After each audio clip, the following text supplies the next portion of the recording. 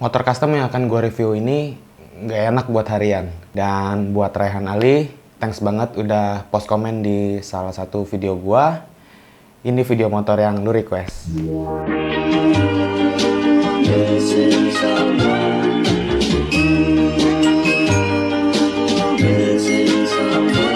Missing someone.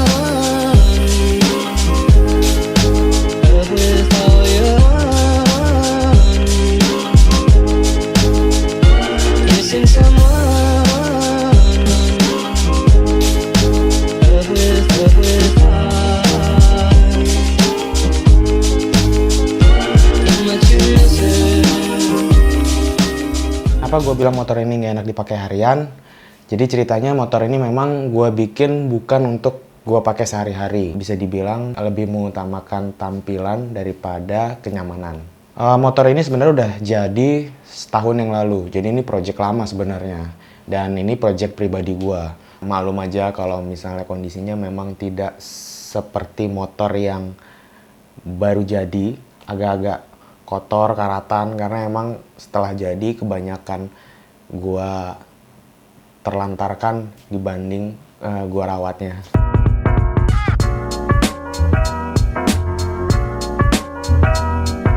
Bisa dibilang konsepnya adalah unibody, jadi bentuk bodinya itu menyatu.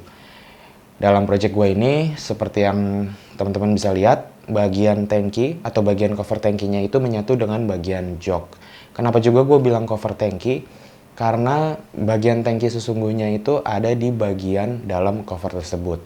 Jadi yang teman-teman lihat itu cuman cover doang. Setelah unibody-nya jadi, gue punya ide kenapa enggak bodinya bisa gue angkat gitu loh. Jadi kayak terinspirasi dari pintu mobil supercar yang dibukanya bukan ke samping, tapi malah ke atas. Untuk mempermudah saat isi bensin, gua tambahin stud penahan si cover body tersebut. Jadi ketika isi bensin nggak perlu sambil megangin nahan-nahan bodinya, cukup lo angkat bodinya aja, nanti akan ada studnya yang keluar sampai pada posisinya dia akan menahan si body itu supaya nggak jatuh. Untuk bahan body gua pakai plat aluminium setebal 3 mm. Selain di cover tangki dan jok, gue pakai bahan aluminium juga untuk cover lampu depan.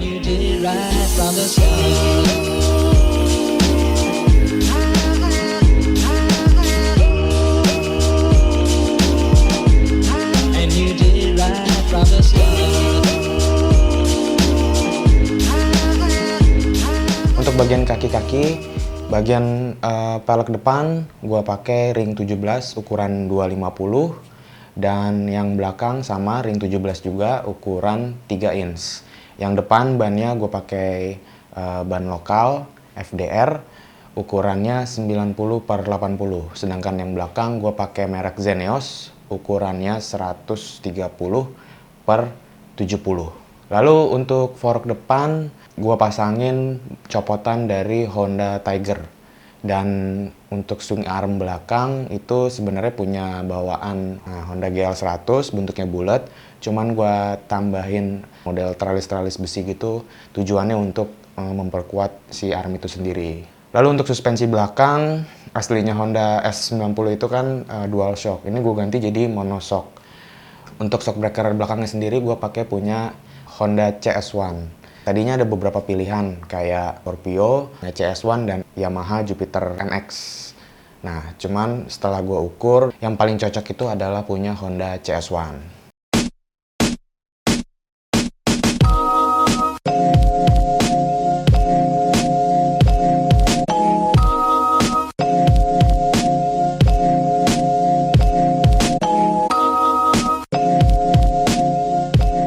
Untuk bagian lampu depan, gua pakai lampu LED, itu aftermarket. Jujur aja gue beli di abang-abang, waktu itu gue lagi mau beli baut, terus gue ngeliat ada lampu yang menurut gue sih keren ya, tinggal packagingnya aja gimana caranya gue ngemasnya jadi kelihatan unik gitu. Jadi gue beli, harganya murah kok, cuman 150 ribuan. Nah untuk yang belakang gue pakai lampu LED juga, kecil, dia posisinya ada di shock breaker belakang. Jadi dia posisinya kecil banget.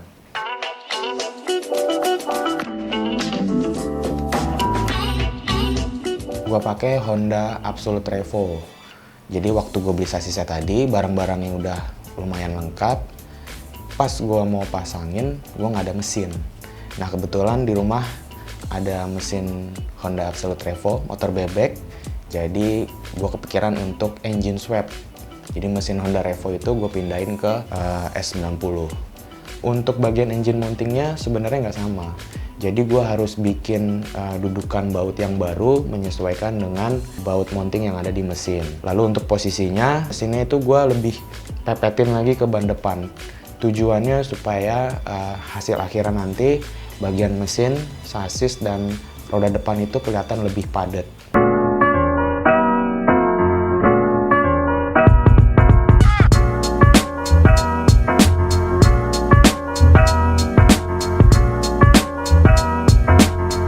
Lalu untuk detailing, bagian atas cover tangki itu gue pasangin plat grafir. Pesan dari teman gue juga, gue ada kenalan yang bisa grafir mesin gitu. Desainnya dari gue sendiri. Untuk motifnya lurus-lurus ya, sengaja gue bikin lurus-lurus karena ngikutin bentuk bodinya yang kaku-kaku. Gue pasangin juga di bagian buntut dengan tulisan TS90.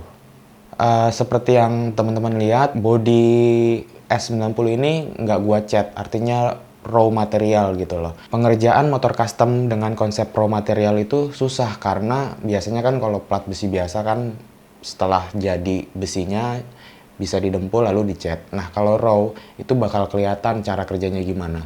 Artinya ketika kita proses pengerjaan, pembentukan plat gitu ya, itu harus dilakukan dengan pelan-pelan supaya platnya nggak luka. Luka yang ku rasakan. Karena kalau udah luka itu susah dibenerinnya lagi gitu. Malah nanti kalau udah luka dibenerin malah jadi rembet kemana-mana. Jadi memang harus pelan-pelan ngerjainnya, jangan sampai platnya luka dan shape-nya atau bentuknya tetap bagus. Buat teman-teman yang mau tahu lebih lengkap soal data spesifikasi dari project Honda S90 ini, bisa lihat langsung di data speknya di samping.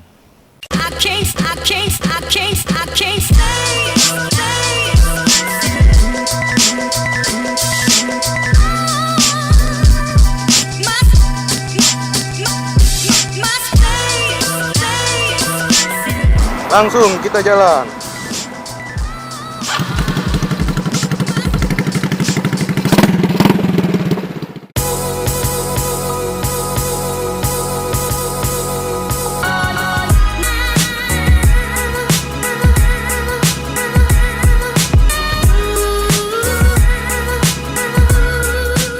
Yang pertama kali gue rasain ketika naik motor ini, posisi duduknya itu nunduk banget, ditambah busa joknya yang keras, jadi udah deh lengkap penderitaan ketika naik motor ini.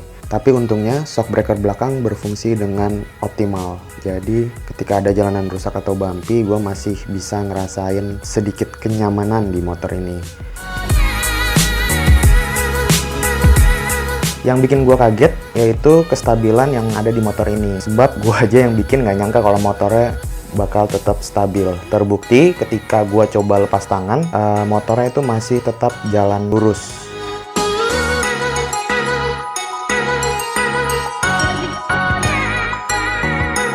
Ketika melewati jalanan macet, terasa penyiksaannya. Udah stangnya nunduk, joknya keras pula. Tapi untungnya motor ini bodinya kecil, jadi bisa diajak nyempil-nyempil di antara kemacetan mobil. Untuk urusan performa, ya seperti motor bebek kebanyakan lah ya. Soalnya mesinnya juga gua pakai dari Honda Absolute Revo. Jadi ya rasa mesin motor bebeknya tuh masih sangat terasa.